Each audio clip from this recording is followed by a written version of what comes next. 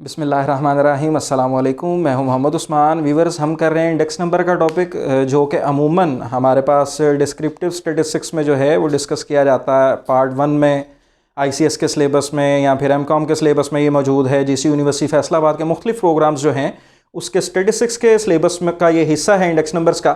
इसके अलावा हमारे पास पंजाब यूनिवर्सिटी का भी जो ग्रेजुएशन के प्रोग्राम्स हैं जिसमें ADC अमूमन हम डिस्कस करते हैं, उसमें बिज़नेस की टेक्निक्स को, उसमें स्टेट्स के पेपर के अंदर ये एक बड़ा अहम टॉपिक समझा जाता है। इसमें से न्यूमेरिकल क्वेश्चन भी लाजमी डिस्कस किया जाता।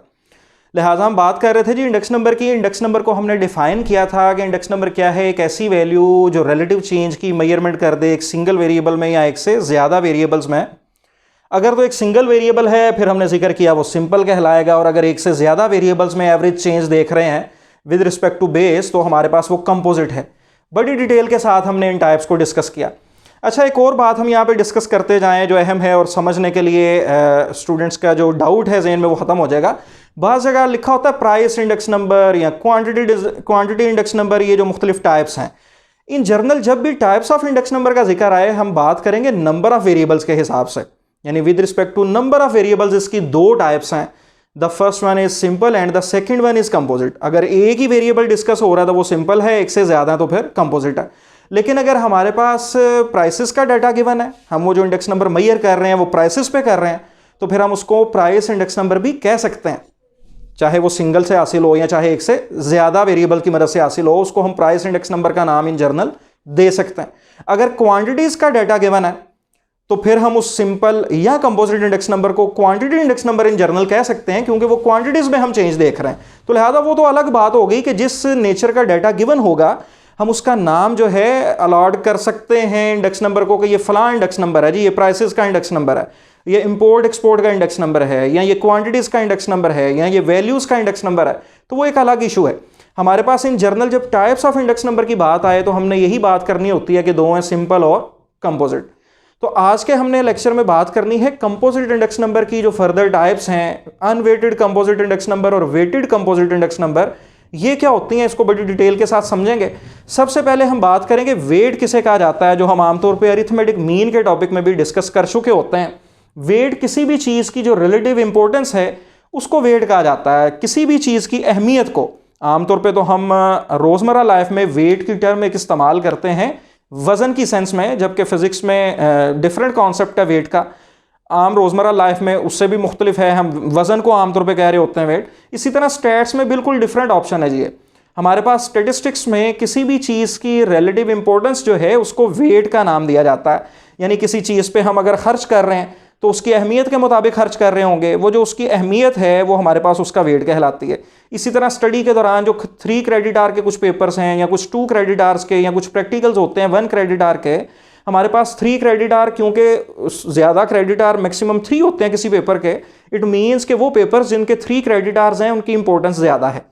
इसी तरह जिनका क्रेडिट आवर 1 होगा प्रैक्टिकल्स का, उनकी इंपॉर्टेंस हमारी नज़र में कम होगी, क्योंकि ओवरऑल रिजल्ट पे उनके अंदर नंबर कम या ज़्यादा आने से, GPA कम या ज़्यादा आने से कोई बहुत ज़्यादा फ़र्क नहीं पड़ता। इसलिए हमारी नज़र में उसकी इंपॉर्टेंस जो है वो थोड़ी कम हो जाती है as compare to theoretical paper. तो हमारे पास किसी भी चीज़ की जो इंपॉर्टेंस है वो उस चीज़ का वेट कहलाती है। अगर एक बाप अपने बच्चों की एजुकेशन पे 50% खर्च कर देता है अपने इनकम का, और खाने पीने पे जस्ट 10% खर्च करता है, तो वो खाने पीने पे सारी की सारी पे भी खर्च कर सकता था। हर रोज़ बाहर जाके होटलिंग करते, महंगे होटल्स में बैठ के खाना खाते, तो सारी पे अपनी उस पर भी खर्च की जा सकती थी। लेकिन उस फादर की नज़र में खाने की इंपॉर्टेंस क्योंकि कम थी एजुकेशन की निस्बत, इसका मतलब है कि खाने का वेट कम था एजुकेशन की निस्बत, और एजुकेशन पे 50% खर्च करने की बजाय अगर वो बच्चों को पढ़ाते ही ना, बिल्कुल भी उस पर खर्च ना करते तो मुमकिन था। लेकिन क्योंकि एजुकेशन का वेट उनकी नज़र में सबसे ज़्यादा था, यानी इंपॉर्टेंस सबसे ज़्यादा थी, इसलिए उन्होंने एजुकेशन पे सबसे ज़्यादा खर्च किया। तो इसलिए हम कह सकते हैं कि ये जो इंपॉर्टेंस ऑफ एजुकेशन है, इसका मतलब क्या है कि वेट है ये उसका, यानी उस बंदे की नज़र में एजुकेशन का वेट सबसे ज़्यादा। तो लिहाजा किसी भी चीज़ की इंपॉर्टेंस को उसका वेट कहा जाता है।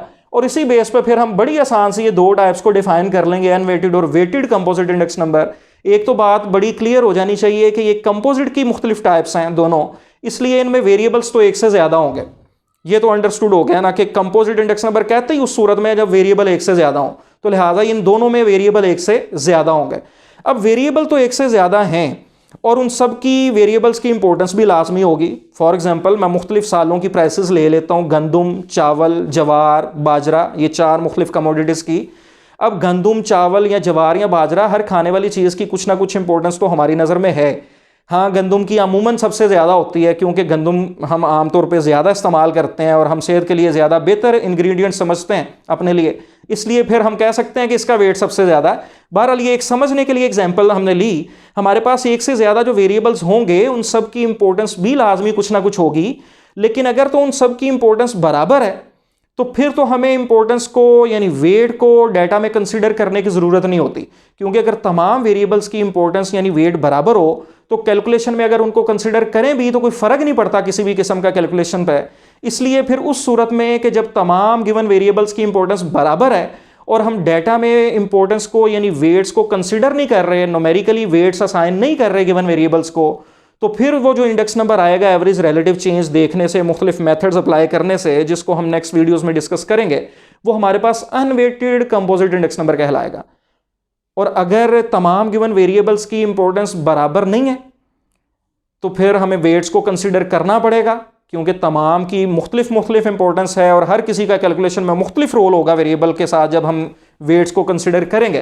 तो फिर वो जो वेट्स को कंसीडर करने के बाद हमें इंडेक्स नंबर एक हासिल होगा एवरेज रिलेटिव चेंज देखने से, वो हमारे पास वेटेड कंपोजिट इंडेक्स नंबर कहलाएगा। तो लिहाजा बड़ा आसान सा हमने डिफरेंस देख लिया कि हमारे पास अगर इसकी डेफिनेशन करें तो कंपोजिट इंडेक्स नंबर वाली डेफिनेशन होगी। कंपोजिट इंडेक्स नंबर को हमने डिफाइन किया था व्यूअर्स के it measures an average relative change in a group of related variables with respect to a base. और अगर हम बात करें अनवेटेड कंपोजिट इंडेक्स नंबर की डेफिनेशन की, तो कंपोजिट इंडेक्स नंबर की डेफिनेशन के लास्ट में ही हमें थोड़ा सा इजाफा करना पड़ेगा, यानी it measures an average relative change in a group of related variables with respect to a base, यानी सारी डेफिनेशन वही है, इजाफा आखिर में क्या आएगा, without giving their relative importance to the variables, कि अगर हम गिवन वेरिएबल्स की इंपॉर्टेंस साथ में असाइन ना करें, उनको इंपॉर्टेंस को वेट को कंसीडर ना करें, तो हमारे पास फिर जो इंडेक्स नंबर आएगा वो अनवेटेड होगा। यानी आप क्लियर कट ये देख रहे हैं सारी डेफिनेशन कंपोजिट वाली है जो हम प्रीवियस कर चुके हैं कि it measures an average relative change in a group of related variables with respect to a base, just इजाफा लास्ट में क्या हो गया, without giving their relative importance, कि गिवन वेरिएबल्स की जो रिलेटिव इंपॉर्टेंस है वो अगर हम असाइन ना करें, उनको ना दें इंपॉर्टेंस, तो फिर हमारे पास जो इंडेक्स नंबर आएगा वो अनवेटेड है। और अगर हम वेटेड की डेफिनेशन करें तो सारी की सारी यही डेफिनेशन है, जस्ट विदाउट की जगह विद का इजाफा हो जाएगा। यानी हम क्या करेंगे कि हमारे पास इट मेजर्स जो वेटेड इंडेक्स नंबर है इसके बारे में हम क्या कहते हैं, it measures an average relative change in a group of related variables with respect to a base, without की जगह क्या आ जाएगा, with giving their relative importance to the variables, के जो वेरिएबल्स गिवन है जिनमें एवरेज रिलेटिव चेंज देख रहे हैं, जो एक से ज़्यादा वेरिएबल्स हैं, उनके अगर साथ में इंपॉर्टेंस भी असाइन करें, वेट भी असाइन करें, जो इंडेक्स नंबर आएगा वो वेटेड कंपोजिट इंडेक्स नंबर होगा।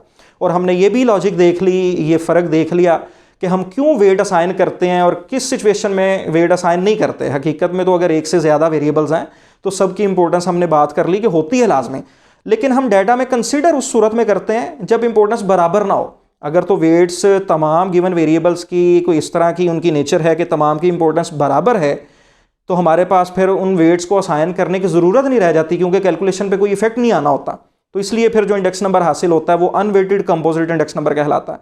लेकिन अगर हमारे पास जो वेरिएबल्स हैं उनकी इंपॉर्टेंस बराबर ही नहीं है, फिर कैलकुलेशन में उनको शामिल करना चाहिए। उसके बगैर एवरेज रिलेटिव चेंज सही तरह से देखना मुमकिन नहीं होगा, हासिल होने वाला इंडेक्स नंबर सही नहीं होगा। इसलिए फिर हम इंडेक्स नंबर कैलकुलेट करने से पहले वेट्स को असाइन करेंगे और फिर हमारे पास जो इंडेक्स नंबर हासिल होगा वो वेटेड कंपोजिट इंडेक्स नंबर कहलाएगा। नेक्स्ट इंशाल्लाह ताला इनको फाइंड करने के मेथड्स की बात करेंगे, उसके अलावा इंडेक्स नंबर के यूजेस और इसकी कुछ खामियां हैं उस पर बात होगी। नेक्स्ट वीडियो तक के लिए इजाज़त दीजिए, बहुत शुक्रिया, अल्लाह हाफिज़।